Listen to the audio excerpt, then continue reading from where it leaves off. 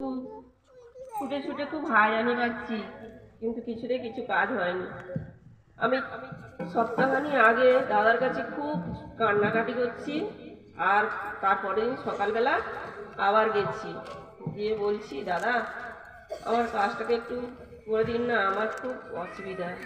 বলছে হবে না, দেখো পাতা 7-8 বছরের বয়সে হেরফের আছে, কাগজ ঠিক হবে না। তুলে নিয়েছে। আমি সেখানে দাঁড়িয়ে দাঁড়িয়ে দাদাকে ডাকছি আর কাঁদছি, বলছি দাদা তুমি তো আমার এত কথা তুমি শোনো, আমার এই প্রার্থনাটা তুমি দেখো, আর আমার কাগজটা কিভাবে ঠিক হবে তোমাকে করে দিতে হবে। আমি সেইখানে দাঁড়িয়ে দাঁড়িয়ে কাঁদছি।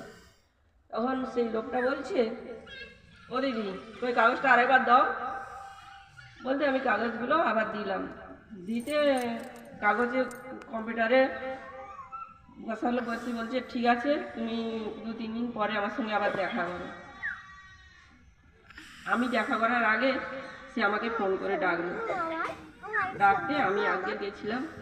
আমার কাজটা ঠিক হয়েছে, তার জন্য দাদার কাছে অসংখ্য ধন্যবাদ, শতকোটি প্রণাম। পিতা পুত্র পবিত্র আত্মার জয় হোক।